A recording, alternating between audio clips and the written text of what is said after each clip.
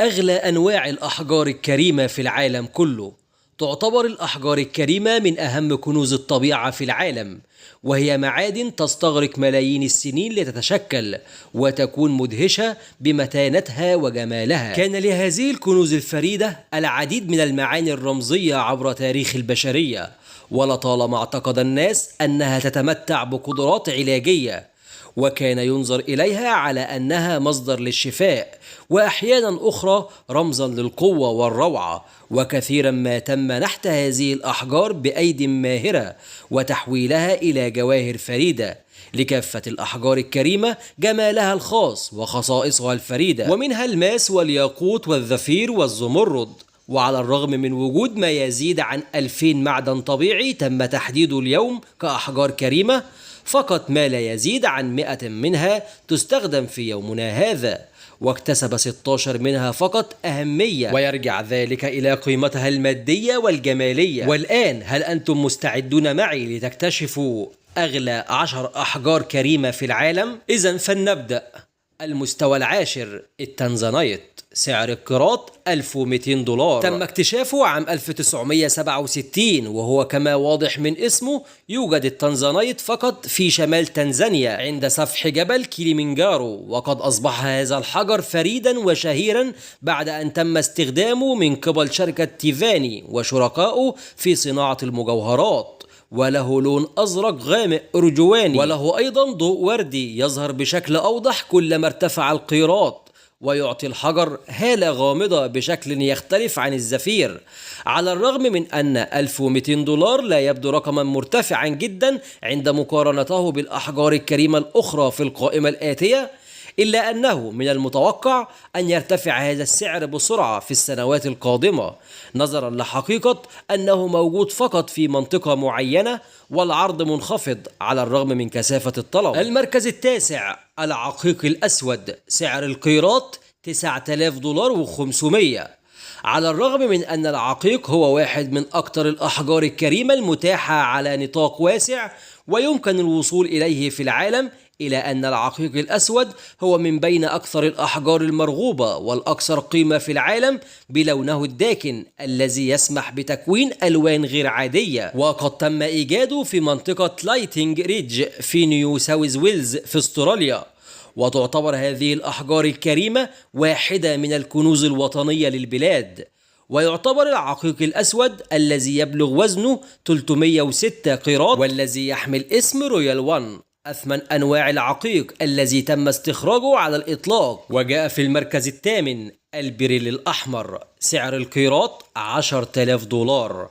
البريل الأحمر هو أحد أحجار مجموعة البريل، وتشمل الزمرد والإكزندريد والزبرجد، ويعرف أيضا باسم الزمرد الأحمر، وهو أحد أندر الأحجار على الرغم من وجود البريل الأحمر في أجزاء معينة من يوتا ونيو مكسيكو وشمال المكسيك، إلى أن أكثره قيمة يتم استخراجه في جبال واه في ولاية يوتا. يأتي البريل الأحمر في جميع درجات اللون القرمزي الرائعة، وهو نادر جدا لدرجة أنه يكتسب قيمة بسرعة بمجرد ظهور عينة جيدة. ويأتي في المركز السابع موزجرافيت. سعر القيراط $35,000. اكتشف حجر الموزجرافيت لأول مرة في استراليا عام 1967.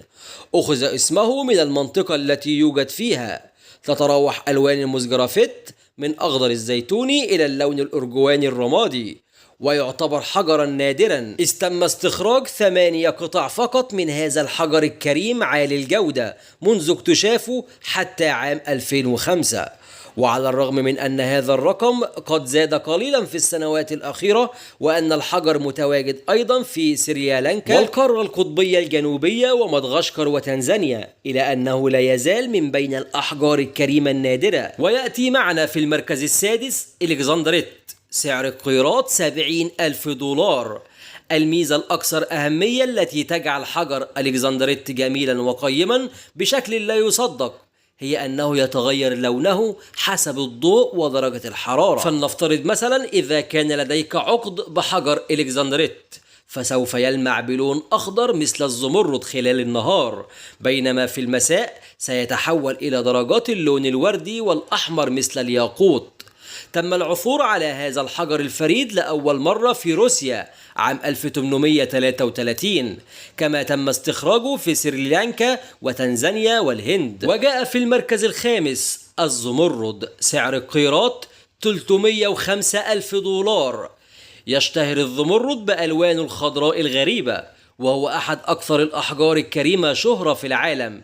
وعلى الرغم من وجود الزمرد في جميع أنحاء العالم، إلى أن معظم القطع تأتي من زامبيا وزيمبابوي والبرازيل وكولومبيا.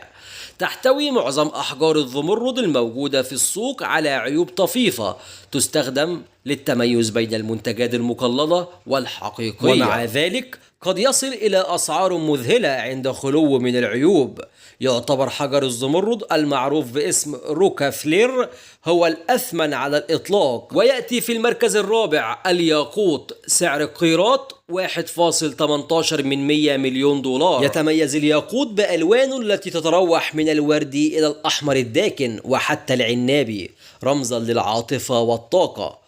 وتعتبر ألوانه الرائعة ومتانته من أهم مميزاته. ونظرا لأن الياقوت هو أمتن الأحجار الكريمة بعد الماس، فهو مفضل بشكل خاص في تصميمات المجوهرات التي تتطلب براعة فائقة ومفصلة.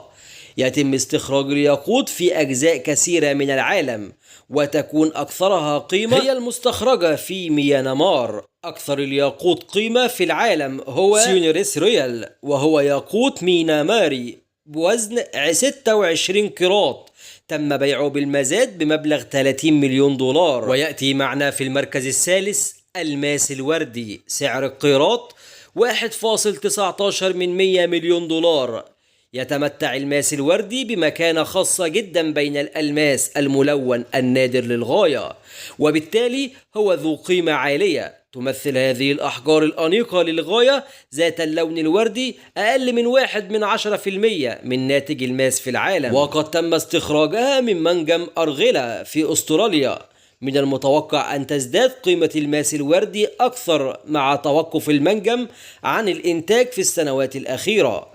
وتعتبر الماسة الوردية التي أطلق عليها اسم النجم الوردي، والتي صنفها معهد الأحجار الكريمة الأمريكي على أنها مثالية، أغلى جوهرة في العالم، والتي يبلغ سعرها 71.2 مليون دولار. تم بيع النجم الوردي الذي يزن 59.60 قيراطا في مزاد هونغ كونغ سوهوتيبي في عام 2017. ويأتي في المركز الثاني الجادايت، سعر القيراط 3 مليون دولار. وعلى الرغم من أن اليشم يندرج في فئة الأحجار شبه الكريمة، إلى أن الحجر الأكثر تميزا والأعلى جودة في العائلة والذي يسمى الجادايت له موقع مختلف تماما بقيمة قيراط تبلغ ملايين الدولارات. خلافا للاعتقاد الشائع، لا يكون الجادايت فقط باللون الأخضر، بل له ألوان عديدة منها الأبيض والأسود والبنفسجي والأحمر والأصفر، كما يوجد منه الشفاف أيضا. لكن الأكثر تفضيلا والأكثر قيمة هو اليشم الإمبراطوري المعروف بلونه الأخضر النابض بالحياة وشفافيته العالية. على الرغم من أن ميانمار هي مصدر أكثر من 90% من الجادايت في العالم، إلى أن أفضل حرفي معالجة اليشم يكونون من الصين. أما عن المركز الأول فيحتله الماسة الزرقاء، سعر القيراط 3.93 مليون دولار. من بين جميع أنواع الماس الملون يعتبر الماس الأزرق من أندر الأنواع وأكثره قيمة.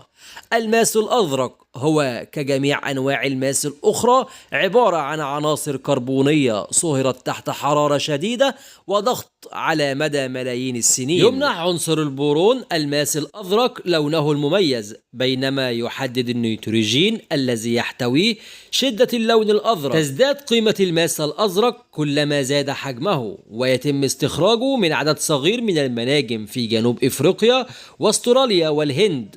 أشهر ماسة زرقاء معروفة هي ماسة الأمل، والتي أصبحت أسطورية مع قصص أصحابها على مر السنين. ودي يا أصدقائي كانت قائمة لأغلى 10 أحجار كريمة في العالم كله. وبكده أعزائي المتابعين أكون وصلت نهاية الفيديو بتاعي النهاردة. لو حابين تعرفوا وتتابعوا معلومات أكتر وأكتر دوسوا على زرار اللايك اللي موجود تحت الفيديو واشتركوا في القناة وما تنسوش تفعلوا معايا زرار الجرس علشان يوصل لكم إشعار بالمعلومات أول بأول. والسلام عليكم ورحمة الله وبركاته.